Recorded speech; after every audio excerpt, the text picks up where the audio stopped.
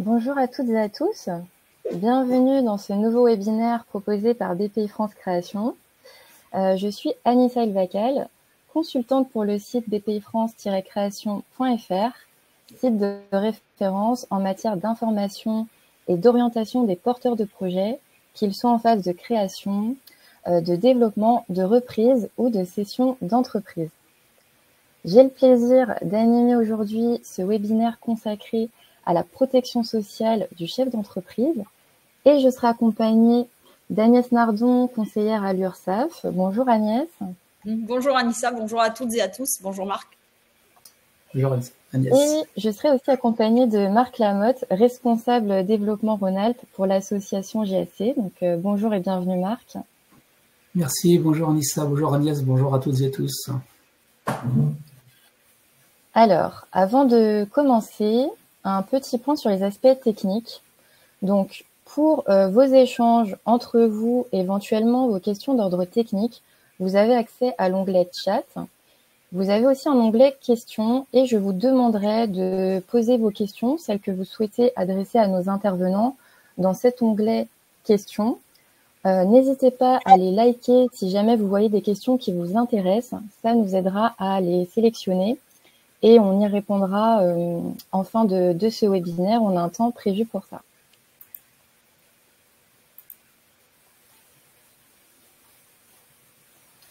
Donc oui, je vois que vous avez trouvé l'onglet chat. Bonjour à toutes les personnes qui se connectent.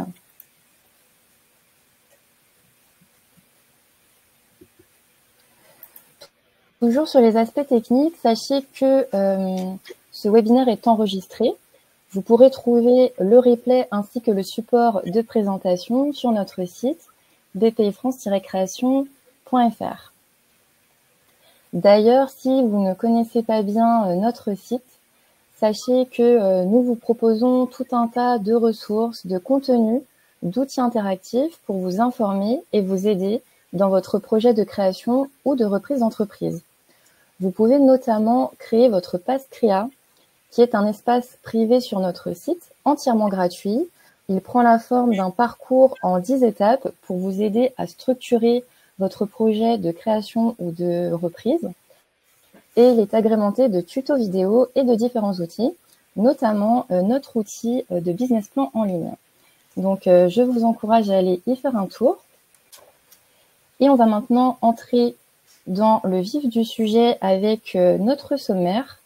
Donc, on va commencer avec le rôle de l'URSSAF qui est central dans la protection sociale du chef d'entreprise. On verra ensuite les différents régimes sociaux, les cotisations sociales dont il faudra vous acquitter, mais aussi les droits auxquels vous aurez accès en contrepartie du paiement de ces cotisations. On fera ensuite un focus sur la perte d'activité des chefs d'entreprise et on terminera par une session de questions-réponses. Alors, avant de laisser la parole à nos intervenants, je souhaitais introduire rapidement notre sujet. Pourquoi la protection sociale ? Puisque, en réalité, ce n'est pas forcément la première préoccupation qui va venir spontanément chez les porteurs de projets. La question qu'ils se posent souvent, c'est plutôt de savoir comment payer le moins de charges, mais aussi quel statut juridique choisir. Or, le niveau de couverture, c'est-à-dire de protection sociale dont vous allez bénéficier, découle directement de ce choix et il va avoir des implications concrètes dans votre vie de chef d'entreprise. C'est pourquoi il est important de comprendre dès le début les conséquences de ce choix, à quoi est-ce que vous aurez droit, à quoi est-ce que vous n'aurez pas droit et comment potentiellement vous pouvez compléter pour être mieux protégé. Donc, voilà pour l'introduction. Je laisse maintenant la main à Agnès pour nous parler du rôle de l'URSSAF. Merci beaucoup, Anissa. Oui, alors, il faut bien comprendre effectivement qu'en fonction du choix de votre statut juridique et du régime fiscal qui sera affilié à ce statut juridique, votre protection sociale va être différente puisque, en fonction de ce choix, on va en reparler très rapidement tout à l'heure, eh bien, le montant de vos cotisations, la base de calcul sur laquelle on calculera vos cotisations et vos contributions sociales et vos prestations seront différentes en fonction de ce choix. C'est pour ça que même si c'est pas la première chose que l'on fait, de choisir le statut juridique, parce qu'effectivement, il y a beaucoup de choses à faire avant de créer son entreprise, à un moment donné, il faut vraiment se poser la bonne question et surtout faire un choix en fonction de chacun d'entre vous et pas en fonction de ce que peuvent faire vos amis ou les personnes qui vous entourent, parce que chaque personne est différente et a ses propres choix à faire en fonction de ce qu'il veut faire de cette entreprise.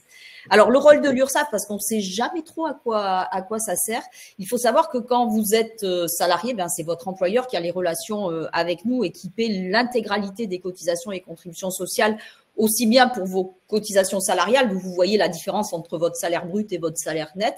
Et quand vous devenez indépendant, nous allons être votre partenaire direct par rapport à cela et vous allez vous constituer votre propre protection sociale. Ça veut dire que vous allez bien évidemment payer ces cotisations et ces contributions sociales que l'URSSAF va collecter de la même manière qu'elle collecte les cotisations et les contributions sociales des salariés pour les reverser en moins de 5 heures à l'ensemble des organismes qui vous versent vos prestations. On le reverra tout à l'heure, mais les principales connues, c'est pour la maladie, pour la retraite, pour la formation professionnelle, pour les allocations familiales et puis également pour des aides telles que la hache pour les personnes handicapées, le RSA, la prime d'activité, etc., le versement mobilité. On fait cette collecte pour un peu plus de 800 partenaires et c'est comme cela qu'on peut garantir le financement de la sécurité sociale et le modèle social que l'on a en France. Ça, c'est une des missions principales et historiques de l'URSSAF. On a ensuite une mission d'accompagnement des créateurs d'entreprises avec plusieurs offres en fonction du statut justement que vous choisirez, qui sont des offres bien sûr gratuites et personnalisées. On a bien sûr une mission de lutte contre la fraude pour garantir l'équité entre les différentes entreprises, mais aussi pour faire beaucoup de prévention. Parce que quand on est salarié, on ne se rend pas toujours compte que, eh bien, il y a des prestations qui sont liées à ce que l'on peut gagner, ce que l'on peut payer comme cotisation. Il y en a d'autres, c'est pas du tout le cas. Et quand on est indépendant, il faut bien être conscient que tout ce que l'on va déclarer, si on paie des cotisations dessus, ça pourra engendrer des prestations. Si on oublie pour telle ou telle raison de déclarer une partie de ce que l'on gagne, on peut avoir des prestations qui seront bien moins importantes. Et puis enfin, on a des offres aussi de simplification pour l'emploi de salariés. Alors pour certains d'entre vous, on le verra tout à l'heure, mais si vous créez des structures où vous êtes assimilés salariés, ça pourrait être le cas de s'en servir, puisque nous pouvons proposer pour les mandataires sociaux des SAS, par exemple, ou des gérants minoritaires égalitaires de SARL, de prendre en charge gratuitement, à partir de vos déclarations, l'établissement des bulletins de salaire et la réalisation des déclarations sociales nominatives, qui sont les déclarations que les employeurs doivent effectuer tous les mois. Au niveau de vos partenaires, vous voyez, ce sont pour la plupart, en tout cas, des logos que vous reconnaissez. Vous allez avoir l'URSSAF, je l'ai dit, hein, et selon le choix du statut que vous allez choisir, vous aurez le site ursaf.fr ou pour les auto-entrepreneurs, auto-entrepreneur.ursaf.fr, et j'insiste bien avec le .ursaf dans le titre, dans l'URL du logo. Pour la maladie, vous allez rester, pour ceux qui y sont déjà, à l'assurance maladie, la bascule vers la sécurité sociale des indépendants se fera toute seule. Vous resterez chez Amélie. N'oubliez pas de créer votre propre compte et de faire attention malheureusement aux arnaques. Et pour la retraite, pour les travailleurs non salariés qui seront artisans, commerçants ou professions libérales non réglementées, vous aurez le même organisme de retraite pour la retraite de base et la retraite complémentaire. Pour certains professionnels libéraux, il y a encore réglementés, des professionnels libéraux réglementés, vous avez encore des caisses de retraite spécifiques. Et pour ceux qui seront assimilés salariés de leur entreprise, eh bien évidemment, vous resterez sur le principe de ce que vous avez aujourd'hui, c'est-à-dire l'assurance retraite pour la retraite de base, celle où on valide les trimestres de retraite tous les ans, et un organisme qui fait partie de l'AGICARCO pour la retraite complémentaire. Alors, pourquoi cette séparation? Parce qu'au niveau protection sociale et au niveau de l'URSSAF, nous avons deux grandes catégories, ce que l'on appelle les non-salariés et les assimilés salariés. Vous voyez qu'on peut être seul et à plusieurs des deux côtés. On peut être seul quand on est en entreprise individuelle, bien évidemment, et dans l'entreprise individuelle, vous avez deux cas. Vous avez l'auto-entrepreneur qui est une entreprise individuelle au régime fiscal de la micro-entreprise et à l'impôt sur le revenu. C'est un package, il n'y a pas le choix. Et puis, ensuite, quand vous êtes en entreprise individuelle ou gérant majoritaire d'une URL ou d'une SARL ou co-gérant d'une SARL, vous allez être au régime du réel, où il faudra, là encore, faire un choix pour une option fiscale qui sera l'impôt sur la société ou l'impôt sur le revenu. Et en fonction de ce choix, vos cotisations seront calculées différemment et vous faites partie de ce monde des non-salariés. Et puis, on peut être assimilé salarié, là aussi, quand on est seul ou à plusieurs. Alors, la première partie, le URL qui est mentionné, c'est plutôt quand on fait un investissement, mais qu'on ne travaille pas et qu'on n'est pas gérant de cette structure. En plus, on va être obligatoirement assimilé salarié quand on est en SASU ou en SAS ou en SA et qu'on est président ou directeur général, c'est-à-dire qu'on a des fonctions vraiment au niveau de l'entreprise, du choix des orientations de l'entreprise et du contrôle effectif de l'entreprise. Eh bien, vous allez être assimilé salarié de la même façon que pour la SARL, vous voyez qu'elle se retrouve des deux côtés. C'est le cas quand vous êtes en SARL et que vous êtes gérant minoritaire ou égalitaire et vous allez vous retrouver dans ce monde des assimilés salariés. Pour faire un petit récap, les non-salariés, ce sont des indépendants qui ont toujours préféré avoir plutôt une protection sociale à la carte, moins chère au départ, effectivement, mais qui n'est pas complète et où il faut compléter cette protection sociale par des ajouts de contrats. Les assimilés salariés, eux, sont des salariés classiques au sens du droit de la sécurité sociale et même des salariés cadres, mais ne sont pas reconnus au sens du droit du travail, c'est-à-dire que, comme l'intégralité des travailleurs indépendants, vous ne cotisez plus à l'assurance chômage, vous gardez les droits que vous avez ouverts, mais vous ne vous ouvrez plus de nouveaux droits à l'assurance chômage de manière obligatoire, et on en reparlera tout à l'heure avec Marc. Alors, quels sont les régimes? Très, très rapidement, quand vous êtes auto-entrepreneur, je le disais tout à l'heure, on est donc au régime fiscal de la micro-entreprise, à l'impôt sur le revenu. Ça s'adresse à une très grande majorité des commerçants, des artisans, d'une partie des professions libérales non réglementées et de celles qui relèvent de la CIPAV. Alors, il y en a une vingtaine, juste pour vous donner 3-4 activités dans la CIPAV. Ça peut être des architectes, des géomètres, mais aussi des moniteurs de ski. On arrive à la saison. Ça peut être aussi des experts automobiles ou des mandataires judiciaires ou encore des psychologues, ostéopathes, psychothérapeutes, etc. Tout cela ont le droit d'être auto-entrepreneurs. Il y a des activités pour lesquelles vous n'avez pas le droit d'être auto-entrepreneur. Ce sont notamment les professions libérales réglementées que l'on connaît un peu mieux, qui sont les avocats, les médecins, les infirmiers, les kinés, etc., ou les experts comptables, ou encore les personnes qui ont une agence immobilière et qui relèvent de la TVA immobilière, ainsi que les marchands de biens. Votre régime social est basé sur votre chiffre d'affaires et avec des chiffres d'affaires à ne pas dépasser sur certains seuils, et vos cotisations seront calculées sur ce chiffre d'affaires encaissé en fonction de l'activité.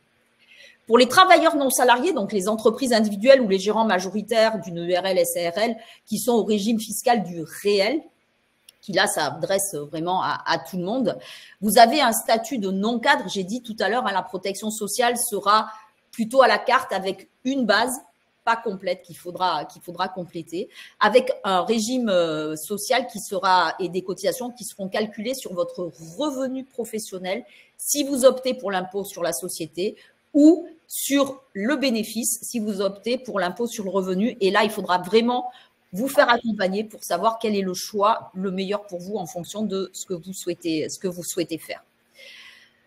Et enfin, les assimilés salariés, alors je l'ai dit, effectivement, les cotisations seront beaucoup plus élevées parce que vous êtes considéré comme un cadre dès le départ et les cotisations seront calculées sur votre salaire, comme c'est le cas quand vous êtes salarié, avec vraiment un bulletin de paie de la même manière, avec des cotisations salariales et des cotisations patronales. Alors, quelles cotisations vous allez payer? Eh bien, c'est vous qui allez payer la totalité des cotisations et des contributions sociales, donc notamment pour la maladie, la maternité, les indemnités journalières, tout ce qui est paternité également, les allocations familiales, la contribution sociale généralisée, la contribution pour le remboursement de la dette sociale qu'on appelle en général CSG-CRDS rapidement, la contribution à la formation professionnelle, notamment pour les non-salariés, puisque en plus de votre compte CPF, votre compte personnel de formation, vous aurez des fonds de formation spécifiques qui pourront vous permettre d'avoir aussi des aides financières, la retraite de base, la retraite complémentaire obligatoire et l'invalidité décès. Ça, tout le monde va payer des cotisations et des contributions sociales pour ces risques-là. Et puis, il y en a qui seront payés uniquement par les assimilés salariés, la retraite complémentaire cadre, la prévoyance qui est intégrée de manière obligatoire dans votre bulletin de salaire, les accidents du travail, le taux accident du travail, maladie professionnelle qui n'est payé que par l'employeur et qui est intégré dans les cotisations obligatoires de base pour les salariés ou les assimilés salariés. Et puis la mutuelle soins de santé qui est mise en place dans l'entreprise. Vous le savez, à titre personnel, depuis maintenant quelques années, les entreprises sont obligées de mettre une mutuelle en place dans l'entreprise. Quand on est non salarié, eh bien, ce sont des choix que l'on fait d'ajouter tous ces contrats-là, excepté la retraite complémentaire de base. Ce sont des plans d'épargne retraite, on va dire, facultatifs que l'on peut mettre en place parallèlement. Alors, on arrive au droit parce que c'est le plus important et c'est un peu le sujet de la journée. En tant qu'indépendant, vous allez être affilié au régime de sécurité sociale et vous allez bénéficier d'une couverture maladie qui est universelle, c'est-à-dire pour toutes les prestations, quand vous allez chez le médecin, quand vous achetez des médicaments avec une ordonnance, si vous êtes hospitalisé, vous allez avoir exactement la même base de remboursement de sécurité sociale qu'un salarié classique. Et bien sûr, si vous pouvez mettre en place une mutuelle, c'est la mutuelle qui viendra compléter le remboursement de cette partie-là. Vous allez aussi avoir des prestations qui seront versées par la CAF de la même manière que pour les salariés, c'est-à-dire que pour les allocations familiales, vous allez avoir les mêmes montants en fonction du nombre d'enfants que vous avez, en fonction des revenus de votre foyer.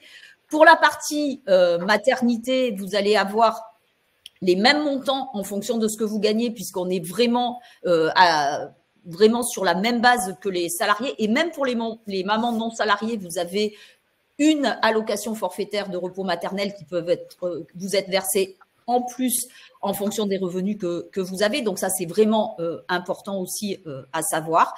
D'une pension de retraite, une retraite de base, une retraite complémentaire, qui là, comme les indemnités journalières, sont vraiment liées au montant que vous gagnez, au montant de cotisation que vous allez payer. Et comme je vous le disais, pour les droits à la formation professionnelle, vous allez avoir votre compte CPF, que vous soyez non salarié ou assimilé salarié. Pour les assimilés salariés, bien, ça sera comme ce que vous aviez aujourd'hui, simplement un compte CPF. Et puis, pour les autres, en plus de ce compte-là, vous aurez un fonds de formation qui pourra vous permettre d'avoir une aide financière tous les ans, mais qui ne se cumule pas, contrairement au CPF, et où des aides financières pourront vous être apportées par 3 organismes que sont le FIFPL si vous êtes en profession libérale, l'AGFIS si vous êtes commerçant et le FAF-CEA si vous êtes artisan, avec des manières différentes de pouvoir gérer cette aide financière. Donc, il faudra vraiment vous rapprocher d'eux ou de leur site internet pour voir dans quelles conditions ces aides peuvent être versées. Ce qu'il y a par contre, c'est que quand on est travailleur non salarié, vous n'avez pas une assurance ni un taux obligatoire pour payer pour les accidents du travail et les maladies professionnelles. Et ce qui est vraiment important à savoir, tout à l'heure je disais, la prévoyance n'est pas prévue pour tous ceux qui sont non salariés, donc je répète, les auto-entrepreneurs ou les gérants majoritaires de URL ou SARL ou les entreprises individuelles au régime du réel. Et donc là, ça va être votre choix de venir compléter cette partie de protection sociale en mettant en place des contrats. C'est-à-dire qu'une prévoyance, elle va venir compléter vos indemnités journalières maladie. Quand vous êtes salarié, selon les conventions collectives que vous avez et selon ce qu'a mis en place votre employeur, vous êtes malade ou pas malade, vous avez le même montant de salaire.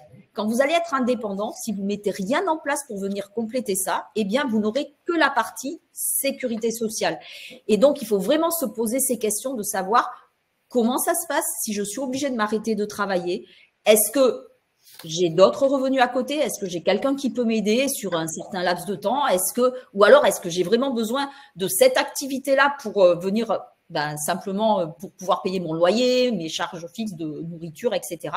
Et donc, il faut vraiment se poser la question de mettre en place ces contrats de prévoyance qui sont très importants et dans lesquels vous pourrez aussi avoir une partie pour les accidents du travail et des prestations pour les accidents du travail, les maladies professionnelles, ainsi que pour l'invalidité décès, qui a une partie obligatoire et quelque chose qui est versé de la même manière que pour les salariés, mais qui peut être complété là aussi par ce contrat de prévoyance.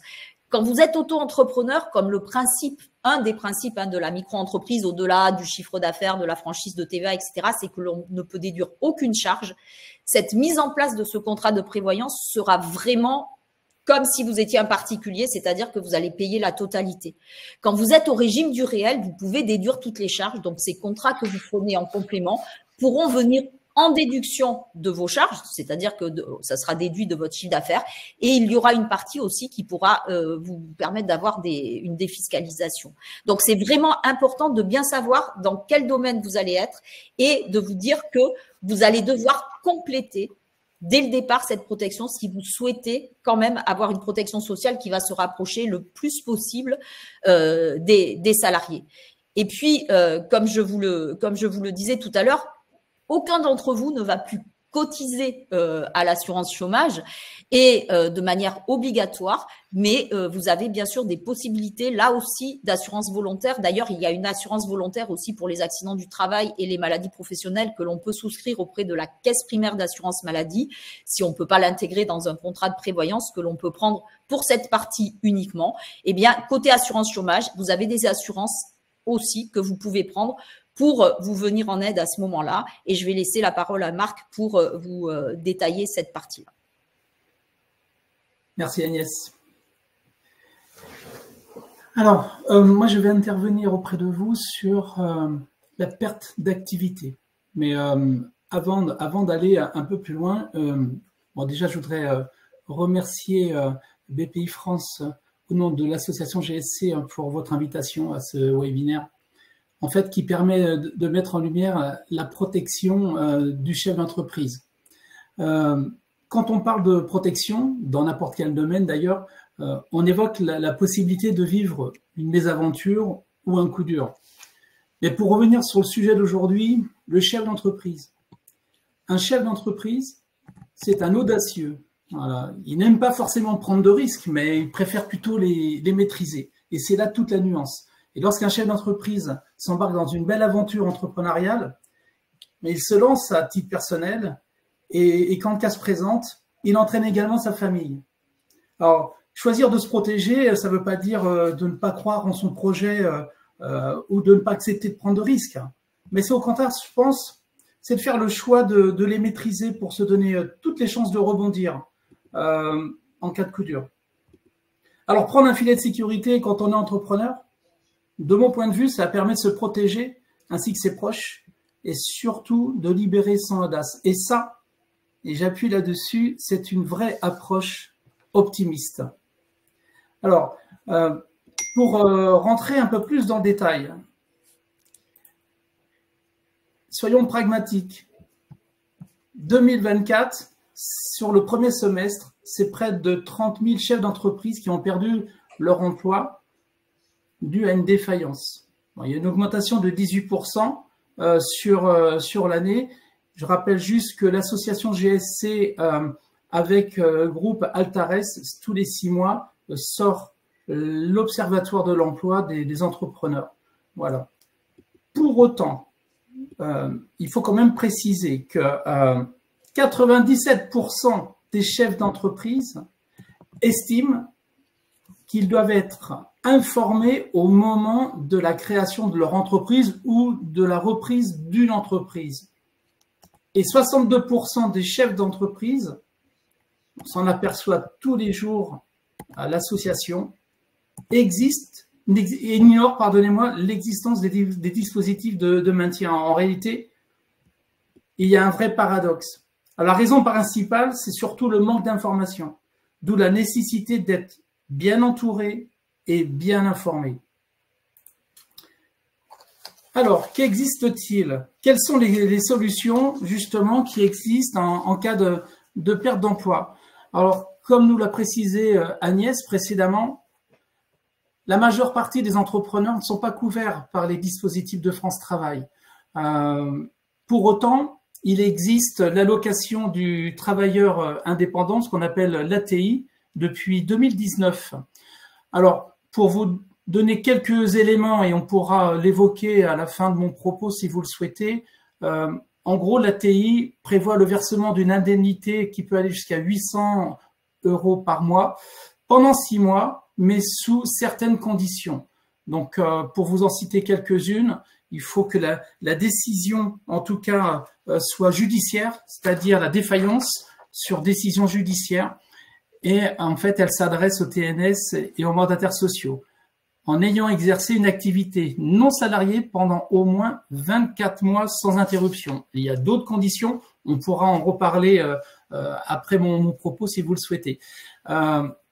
Concernant les mandataires sociaux, alors il existe, vous l'avez vu avec Agnès, les contrats de travail, mais ça ne suffit pas pour être protégé. Voilà, donc pour être certain d'être protégé, le mieux, c'est de contacter France Travail et de leur demander où en sont vos droits en cas justement de révocation quand je suis mandataire social ou défaillance si je suis entrepreneur.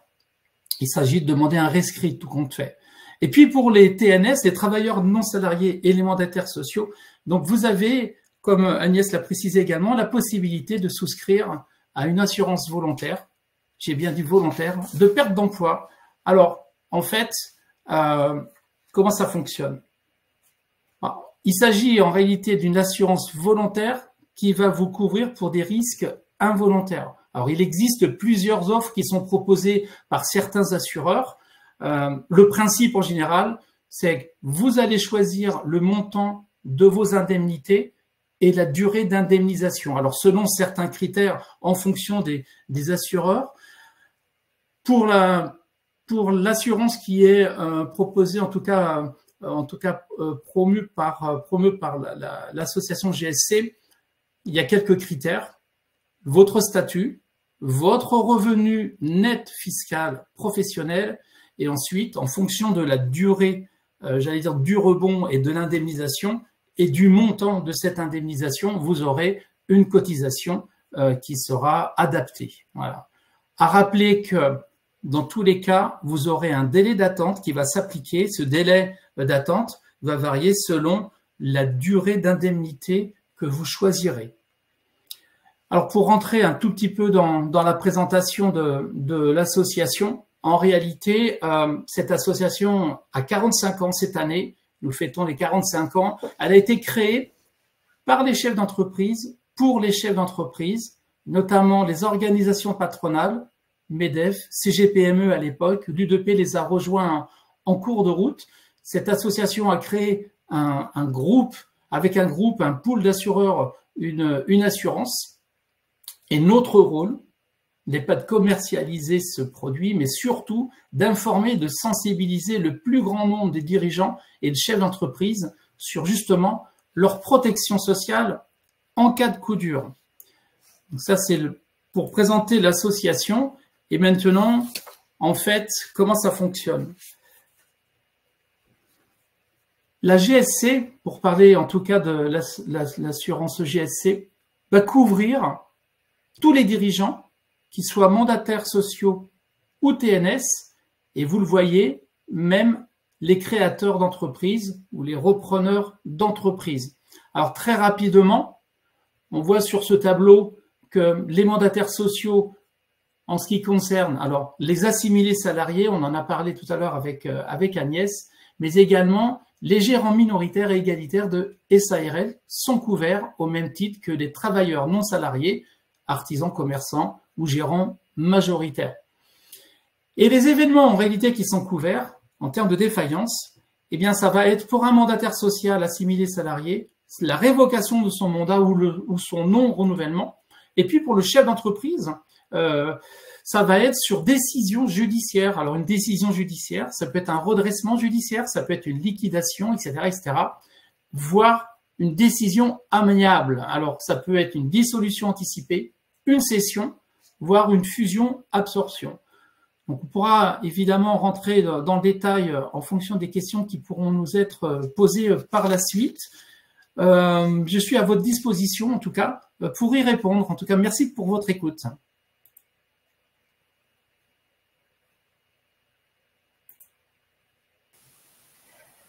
Alors du coup, je pense qu'on va pouvoir prendre des questions. Merci Agnès et Marc pour vos présentations. Donc on a des questions où Agnès a déjà répondu en direct, mais on va quand même les reprendre comme ça Pour les personnes qui regardent le replay, elles auront les éléments.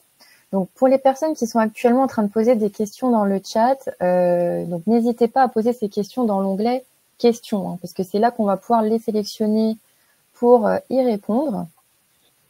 Alors, on avait une question. Existe-t-il un simulateur de cotisation sociale en fonction de la forme juridique choisie ou souhaitée et du régime qui en découle?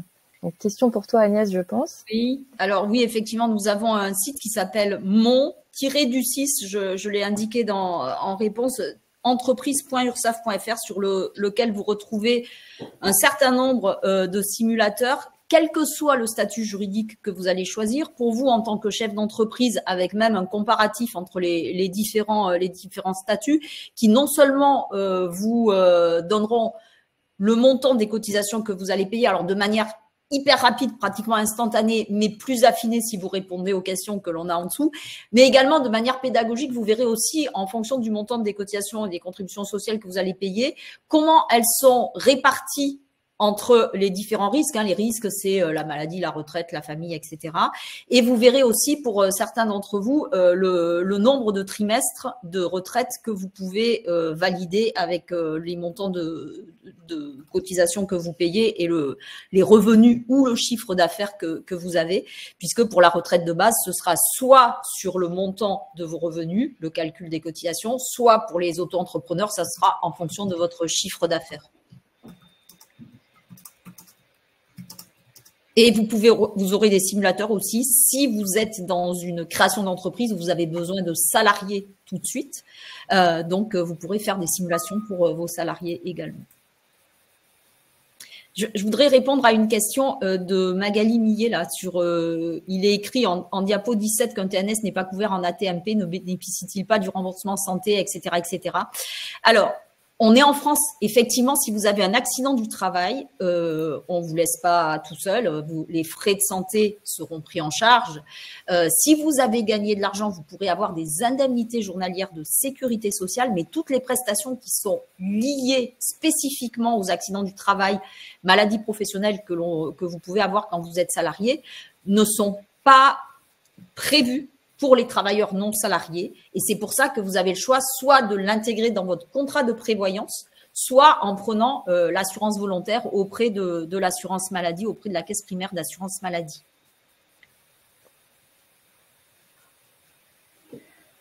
Oui, bah, je pense que c'est très clair. Alors, on a une autre question qui va intéresser, je pense, potentiellement pas mal de monde. Donc, en SAS, si nous ne versons pas de salaire au démarrage de la société, il n'y a donc aucune cotisation, aucune protection?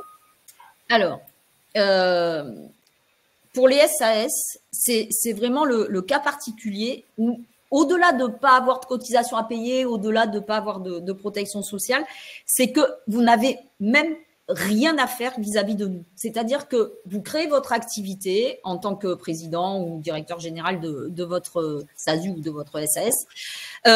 Si vous ne vous versez pas de salaire dans un premier temps, ce qui est souvent le cas quand on a encore des allocations de retour à l'emploi, par exemple, de France Travail, vous ne faites rien vis-à-vis de l'URSSAF. Il n'y a rien à faire. Vous n'avez aucune déclaration à faire parce que les auto-entrepreneurs, même si vous gagnez zéro, vous êtes obligé de faire des déclarations. Là, tant que vous ne vous versez pas de salaire, vous ne faites rien. Le jour, en revanche, où vous commencez à vous verser un premier salaire, et même si c'est pas tout à fait régulier dès le début et que vous pouvez, justement, c'est l'avantage de ne pas être reconnu au sens du droit du travail, de pouvoir jongler un petit peu à ce niveau-là. Même s'il y a des mois où vous vous versez zéro de salaire, il faudra, à partir de là, au moment où vous en aurez fait un avec un montant de salaire versé, faire des déclarations tous les mois, ces fameuses déclarations sociales nominatives, les DSN, que j'ai à peine abordé un petit peu au départ, parce qu'il ne faut plus qu'il y ait de rupture, que ce soit pour les organismes collecteurs ou les prestataires, mais surtout pour les prestataires aussi dans ce cadre-là, puisqu'il faut qu'il y ait vraiment une continuité de déclaration pour savoir justement ce à quoi vous avez droit. Et peut-être une petite astuce pour les assimilés salariés, tant que vous avez une couverture sociale par les allocations de retour à l'emploi ou par un job à côté, tout va bien. Le jour où il n'y a vraiment plus rien, il faut que vous versiez à minima au moins un salaire pour avoir une protection sociale de base parce qu'autrement, vous n'avez plus rien d'obligatoire. Et sachant que autant les indemnités journalières pour les travailleurs non salariés sont calculées sur les 3 dernières années, ce qui est une particularité. Autant pour les assimilés salariés, c'est comme un salarié, donc c'est calculé sur les 3 derniers mois. Et donc, il vaut mieux vous verser des salaires plus petits tous les mois qu'un plus gros salaire, ce qui est une tendance tous les 6 mois, parce que dans ce cas-là, s'il vous arrive quelque chose, si les 3 derniers mois vous êtes rien versé, vous n'aurez aucune indemnité journalière. Donc, il faut vraiment creuser un petit peu cette partie-là pour savoir quelles sont les meilleures conditions pour vous pour être couvert et avoir une protection sociale. Et du coup, Agnès, donc cette remarque sur le fait que se rémunérer permet d'avoir des indemnités journalières, c'est aussi valable pour la retraite, du coup, parce qu'on a des questions sur Bien sûr. Est-ce qu'il est judicieux de se rémunérer pour acquérir des trimestres? Oui, alors, quand vous êtes soit assimilé salarié, soit salarié classique, soit travailleur non salarié, hors auto-entrepreneur, à partir du moment où on vous calcule des cotisations sur un revenu qui est équivalent à 600 fois le SMIC horaire dans l'année. Donc, pour l'année 2024, on prend celui de janvier, on était à 6 990 €, ça va augmenter un tout petit peu. Avec cette base de calcul, donc cette base de salaire, cette base de revenus, on va vous calculer des cotisations et vous allez avoir 4 trimestres de retraite de base validés et cotisés. Je vous rappelle que vos trimestres côté France Travail sont validés. Si vous avez tous les 50 jours, vous avez droit à un trimestre dans la majorité, et c'est ce qui se passe, et pas plus de 4 trimestres par an parce qu'il n'y en a pas plus de 4. Mais vous avez donc ces 4 trimestres de base qui sont uniquement validés côté France Travail. Quand vous payez des cotisations, ils seront validés et cotisés, même si ça fera peut-être pas partie de vos meilleures années, mais en tout cas, le peu rentrera quand même dans les comptes. Pour les auto-entrepreneurs, vous êtes sur du chiffre d'affaires, tout est calculé sur du chiffre d'affaires, donc là, c'est en fonction d'un chiffre d'affaires que vous allez pouvoir valider vos trimestres de retraite. Et je vais vous donner simplement des fourchettes parce que l'assurance retraite pourrait vous donner par rapport à votre cas particulier, parce qu'il y a beaucoup de choses quand même qui rentrent en ligne de compte, pour valider des trimestres de retraite. Si vous êtes artisan, commerçant, profession libérale non réglementée, que vous êtes dans la vente, il faut faire à peu près 24 500 €. Mais encore une fois, sur notre site mon-entreprise.ursaf.fr, vous pourrez voir cette validation en fonction de votre chiffre d'affaires. Pour ceux qui seront en prestation de services, en BIC, en bénéfices industriels et commerciaux, en BIC, tout ça c'est la même chose, on sera plutôt aux alentours de 14 500 €, à voir un peu sur 2025 comment ça va évoluer. Et pour ceux qui seront en profession libérale ou en prestation de services en BNC, en bénéfices non commerciaux, vous serez aux alentours de 11 500 € à peu près. Et pour ceux qui sont à la CIPAB, là, vous le verrez sur notre site, on a vraiment les chiffres très précis. Et pour ceux qui sont pour 4 trimestres de retraite, il faudra que vous ayez 10 640 € pour valider 4 trimestres. Ok, donc merci, très clair. Alors là, on a une question un peu plus générale, mais qui, je pense, peut intéresser aussi un grand nombre. Si on a une double activité, dont au moins une création d'entreprise, est-ce double couverture et double cotisation? Si on a une double activité, qu'on est salarié… En cas de cumul d'activités. Oui, alors… si on est salarié, par exemple, et qu'on est auto-entrepreneur à côté ou qu'on a une autre entreprise, vous pourrez sur certaines prestations avoir des cumuls. Alors déjà, ce qu'il faut savoir, je réponds à une question que j'ai aperçue aussi, c'est que quand vous créez votre entreprise, il va y avoir 12 mois d'affiliation au titre de l'assurance maladie pour basculer vraiment dans la partie des travailleurs indépendants. Pendant ces 12 mois, vous restez sur votre statut actuel, et si besoin, l'assurance maladie ira chercher sur vos revenus salariés pour pouvoir éventuellement calculer des indemnités journalières de sécurité sociale. Donc, il y a des prestations qui vont être cumulables, notamment quand c'est les indemnités journalières, maladie, quand c'est pour la retraite, alors on n'aura toujours que 4 trimestres, mais ça pourra augmenter le montant de base pour le calcul. En revanche, il y a bien sûr des prestations qui ne sont pas cumulables. Quand vous allez chez le médecin, vous avez un remboursement et un seul pour la même visite. Tout ce qui n'est pas cumulable de cette manière-là, c'est pas cumulable, effectivement. Ok. Alors là, on va repartir un peu plus sur la question perte d'activité des chefs d'entreprise. Donc Marc, vous avez déjà répondu en live, mais si vous pouviez un petit peu développer, existe-t-il une indemnité chômage en cas de défaillance de l'entreprise? Alors, pardonne-moi, ça a coupé, j'ai pas entendu la question. C'était, existe-t-il une indemnité chômage en cas de défaillance de l'entreprise? Alors, comme je l'ai précisé, merci, comme je le précisais dans mon propos, l'indemnité chômage concernant le chef d'entreprise en cas de défaillance va s'appliquer à travers l'assurance volontaire que le chef d'entreprise va choisir. On l'a dit, la plupart des chefs d'entreprise, qu'ils soient TNS ou mandataires sociaux, ne sont pas couverts pour la plupart par France Travail. C'est pourquoi je répondais tout à l'heure à une autre question où il est préférable de prendre une assurance parallèle à cela. Voilà. Un assimilé salarié, vous verrez sur le bulletin de salaire, ne cotise pas à France Travail en cas de perte d'emploi, contrairement à un salarié. C'est pourquoi il a besoin de se couvrir en cas de défaillance.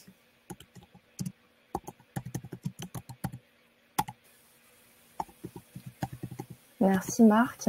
Alors, si on regarde un peu les questions les plus populaires, donc là Agnès vient de répondre à une question. Que doit-on mettre en place pour s'assurer une protection optimale en auto-entreprise, donc en micro? Alors, optimal, je ne sais pas optimal, mais déjà, si vous pouvez mettre en étant en auto-entrepreneur ou micro-entrepreneur, c'est la même chose.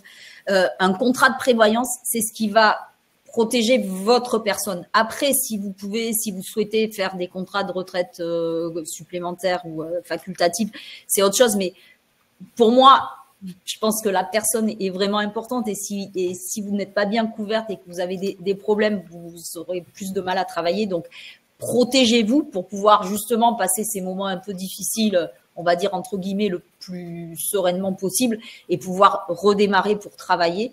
Donc, déjà, si vous pouvez vous protéger avec un contrat de prévoyance, c'est déjà un très bon début. Je reviens 2 secondes sur la MSA parce qu'il y a souvent des questions, effectivement.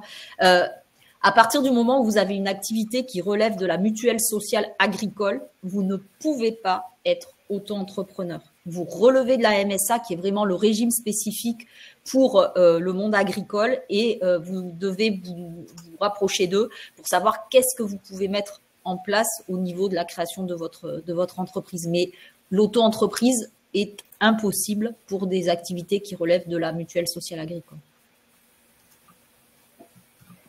Merci pour cette précision, parce qu'effectivement, dans le chat, j'avais vu passer des questions sur la MSA. Alors là, je vais prendre une question un peu plus générale qui me paraît aussi importante. Quel est le minimum de cotisation URSSAF obligatoire pour avoir une protection au démarrage de l'activité et tant que les recettes sont faibles? Alors, c'est pas un minimum de cotisation, mais c'est plutôt ce que j'ai un peu commencé à dire tout à l'heure, c'est plutôt un minimum de revenus sur lequel on va calculer des cotisations. Alors, il y a vraiment 3 cas en fait. Les auto-entrepreneurs, si vous déclarez 0, vous payez 0 de cotisation et effectivement, tout au moins pour la partie retraite, il va rien se passer. On est bien d'accord en France quand même sur la partie maladie. D'ailleurs, il y a une personne qui disait qu'elle bénéficiait de la CMU. Alors, PUMA, ce que vous voulez, enfin la couverture, la protection universelle maladie. Où on peut avoir, si on a vraiment de très faibles revenus, vous pouvez également avoir la complémentaire santé solidaire, appelée C2S également pour la partie mutuelle. Donc, il y a toujours, enfin très souvent, une possibilité d'être couvert pour tout ce qui est soins de santé. Si vous avez vraiment 0, effectivement, pour les indemnités journalières maladie, par exemple, ça pourra être 0. Pour les assimilés salariés, c'est le même principe puisque si vous déclarez 0, vous payez 0. En revanche, pour les autres travailleurs non salariés, donc ceux qui sont au régime du réel, vous avez de toute façon, même si vous gagnez 0, des cotisations minimales à payer qui sont à peu près de 1 200 € pour l'année. mais qui vous permettent d'avoir une protection sociale de base, c'est-à-dire 3 trimestres de retraite validés et cotisés, un peu d'indemnité journalière, un peu d'invalidité d'essai et la contribution à la formation professionnelle. Voilà, si je peux répondre un peu de manière rapide sur le sujet. Donc, sur la santé, pas trop d'inquiétude quand même. En revanche, sur tout ce qui est lié vraiment à ce que vous gagnez, ce que vous payez comme cotisation, les indemnités journalières, etc., là, effectivement, on peut se retrouver à zéro dans le cadre de l'auto-entreprise ou des assimilés salariés. J'en profite pour les travailleurs non salariés de revenir sur une petite question de Cédric Rigal qui, avec sa conjointe, alors, il faudrait savoir si vous êtes marié, pacsé ou concubin, mais qui est en SARL et qui est où sa conjointe à 49% et lui à 51%. Si vous êtes dans l'un des 3 cas, on va cumuler vos parts. Donc, effectivement, vous serez travailleur non salarié. Si vous n'êtes pas sur le même foyer fiscal du tout, à ce moment-là, ça sera 2 personnes différentes qui auront une 51% et l'autre 49%. Dans ce cas-là, il y aura un gérant majoritaire, travailleur non salarié, et il y aura un salarié classique qui sera l'associé qui aura 49%. Merci Agnès. Alors, une question qu'on a eue sur l'assurance perte d'emploi, donc Marc vient de répondre, mais pour que tout le monde ait l'information, la question était de savoir si les conditions sont les mêmes en tant qu'assimilés salariés et TNS, et est-ce que les mandataires sociaux ont la possibilité de se couvrir? Alors, comme je le disais, effectivement, les conditions sont identiques, que ce soit pour un TNS ou un mandataire social. En réalité, le TNS aura un traitement fiscal différent, puisqu'il pourra passer ses cotisations par le cadre de la loi Madelin et bénéficier d'une déduction. Voilà. Mais ça c'est vraiment sur la fiscalité que la différence peut se faire. Je viens de répondre, j'en profite d'avoir la main, je viens de répondre à Nathalie, qui est associée salariée tout en étant épouse du président de la SAS, et on me dit que je ne peux cotiser aux allocations chômage malgré mon contrat de travail et mon lien de subordination. Est-ce vrai? Et oui, et c'est très souvent le cas. Et c'est ce pourquoi il faut absolument vous rapprocher de France Travail pour que vous puissiez leur demander un rescrit et valider ou non, justement, vous êtes bien couverte par France Travail en cas de cessation d'activité. C'est vraiment très important. On a très souvent le cas de personnes qui pensent être couvertes par France Travail qui en réalité ne le sont pas. Voilà, donc ça c'était important de le préciser. Ouais, effectivement, du coup, c'est vrai que il est important, comme vous le disiez, Marc, d'interroger France Travail pour savoir à quoi vous avez droit ou à quoi vous n'avez pas le droit. D'ailleurs, sur France Travail, vous avez une partie qui est vraiment dédiée à ça, où c'est vraiment le contrat de travail du chef d'entreprise en fait, où on vous dit exactement ce qu'il faut que vous remplissiez au niveau du dossier pour savoir si votre contrat est reconnu comme un vrai contrat de travail par France Travail ou pas. Vous avez vraiment des informations sur le site de France Travail et une partie qui est dédiée à ça. Je voudrais juste revenir là pour un message de Lionel. Bien évidemment, quand vous êtes travailleur non salarié, vous pouvez être couvert par la mutuelle de votre conjoint. Il n'y a aucun souci. Dans un premier temps, vous pouvez même être sur de la portabilité. Alors, faites attention juste la portabilité. Il y a beaucoup de cas. Donc, n'hésitez pas à appeler votre mutuelle pour savoir dans quel cadre le contrat a été signé, pour savoir si vous avez une portabilité de 6 mois, renouvelable ou pas, de 12 mois, de 24 mois, ou si ça s'arrête quand vous créez une entreprise, ou si ça ne s'arrête pas si vous créez une entreprise. Enfin voilà, on rencontre beaucoup de cas différents. Donc n'hésitez pas surtout à prendre contact avec votre mutuelle pour savoir dans quelles conditions ont été signés les contrats. Mais si vous n'avez pas de mutuelle et que votre conjoint, pacsé, marié, enfin tout ce que vous voulez, peut vous prendre sur sur sa mutuelle, il y a aucun souci quand vous êtes travailleur non salarié. Et du coup, est-ce que couverture à souscrire pour sécuriser les aspects non couverts. Je répète, à la mutuelle, ça vient juste en complément des prestations quand vous allez chez le médecin, l'hospitalisation, les lunettes, tout ça. Le reste, la prévoyance, c'est vraiment par rapport à de l'incapacité de travail ou de l'invalidité ou malheureusement le décès. Alors, invalidité, décès, il y a déjà quelque chose d'universel pour tout le monde, c'est-à-dire que malheureusement, si c'est un décès, il peut y avoir un capital versé aux personnes, aux ayants droit. Si c'est de l'invalidité, il y aura une pension qui pourrait être en fonction de votre taux d'invalidité, qui pourra être calculée sur une moyenne en fonction de vos 10 meilleures années de votre carrière professionnelle. Donc, mais si vous avez une prévoyance, il y a quelque chose qui viendra encore en complément de ça. Très bien. Alors là, on a quand même une question aussi sur le chômage. Il me semblait que les assimilés salariés cotisaient maintenant au chômage pour bénéficier du minimum de 800 €. Non. Donc là, je ne sais pas à quoi il est fait référence exactement, mais en tout cas, il n'y a pas de… Je vais laisser parler Marc. Alors, je parle juste pour les cotisations. Non, il n'y a pas de cotisation. Ça, c'est clair. En tant que mandataires sociaux, vous ne cotisez pas à l'assurance chômage, vous ne relevez pas du droit du travail. Et c'est à ce titre-là, d'ailleurs, que votre structure, SASU ou SARL, si vous êtes minoritaire ou égalitaire, ne cotise pas puisqu'il n'y a que l'employeur qui cotise pour l'assurance chômage, mais il n'y a aucune cotisation. Le reste, c'est autre chose et Marc en a parlé un peu tout à l'heure et je le laisse en reparler. Non, mais vous avez tout dit, Agnès. Effectivement, la différence vraiment entre le TNS et l'assimilé salarié. D'abord, l'assimilé salarié va avoir ses feuilles de paie. Il ne faut pas assimiler feuilles de paie avec cotisation France Travail. C'est important. Il n'y a aucune ligne sur les cotisations perte d'emploi. On a l'impression que d'avoir une feuille de paie, on se retrouve comme qu'on était salarié. Or, c'est assimilé salarié et c'est là qu'est faite toute la différence. Voilà. Donc, un mandataire social assimilé salarié, comme le dit Agnès, ne cotise pas à France Travail. Donc, il doit se couvrir par ailleurs. On en a parlé tout à l'heure. Il existe plusieurs assurances pour la perte d'activité justement du dirigeant ou du chef d'entreprise. Ouais, c'est très clair, merci.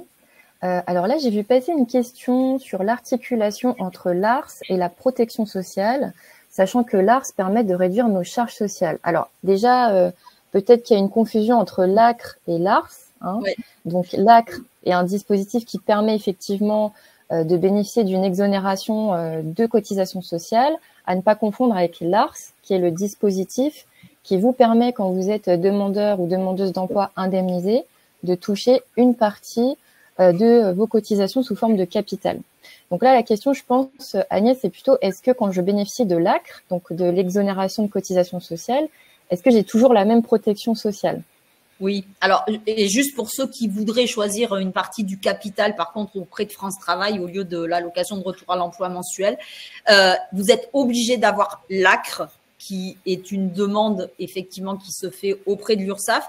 Alors, quand vous êtes auto-entrepreneur, vous êtes obligé de faire partie d'un certain profil, c'est-à-dire être demandeur d'emploi, indemnisé ou non indemnisé, inscrit depuis au moins 6 mois dans les 18 derniers mois, bénéficiaire du RSA, moins de 26 ans, moins de 30 ans, reconnu handicapé et quelques autres, pour bénéficier de ce taux réduit de cotisation pendant une certaine période. Pour tous les autres statuts, l'ACRE est obligatoire à partir du moment où vous n'avez pas eu depuis au moins 3 ans, depuis la fin de l'ACRE précédent, et quand vous êtes en société, à partir du moment où vous et les autres personnes qui peuvent en bénéficier êtes majoritaires et avez le contrôle effectif de l'entreprise. Donc ça, c'est déjà pour calculer ça. Après, c'est une manière différente. Il y a un taux réduit d'un côté, une partie des cotisations qui sont exonérées. C'est vraiment un cadeau, c'est-à-dire que en aucun cas on ne les repaie plus tard et ça ne diminue pas non plus les prestations que vous auriez si vous aviez payé la totalité des cotisations. Donc il n'y a pas d'impact négatif avec l'ACRE.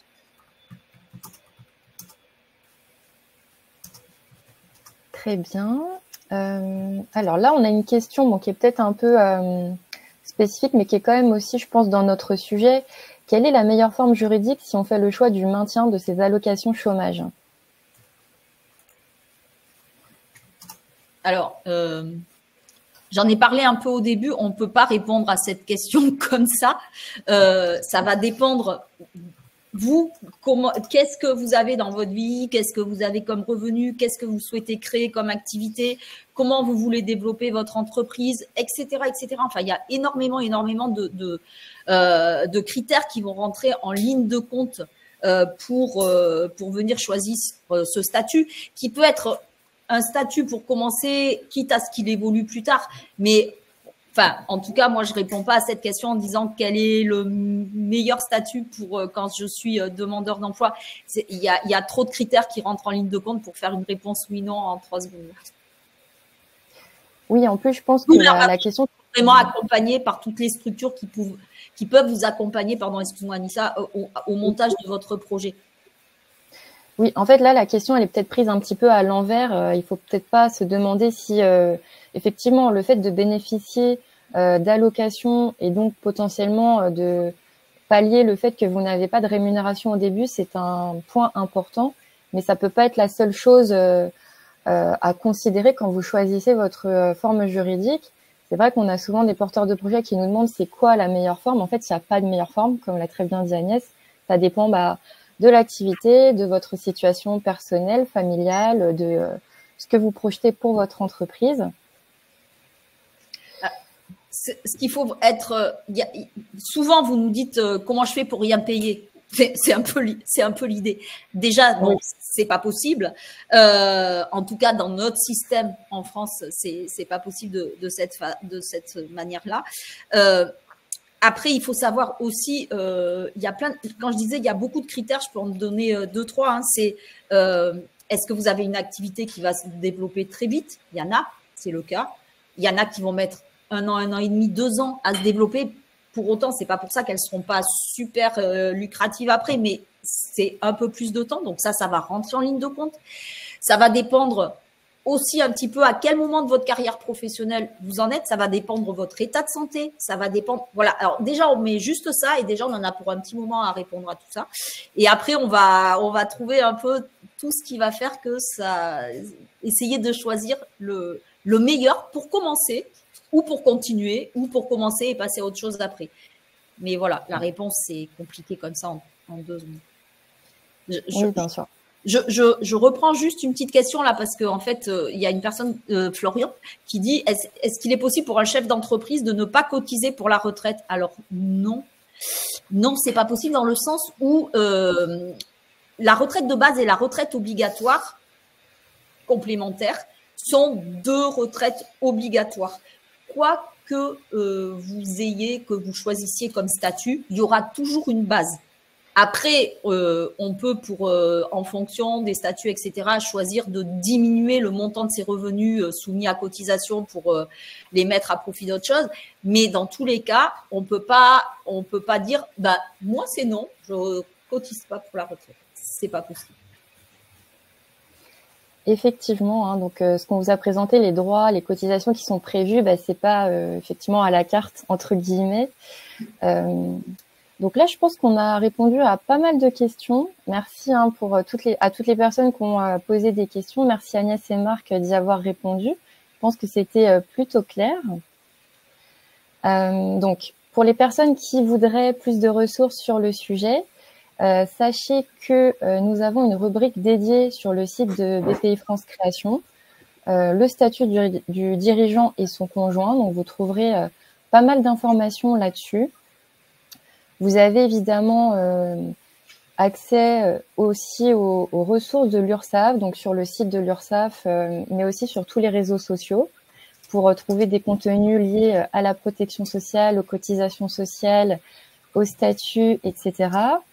Et vous avez aussi le site de l'association GSC, si vous voulez en savoir plus cette fois-ci sur vraiment les possibilités d'assurance pour la perte d'emploi, comme ce que Marc nous a présenté tout à l'heure.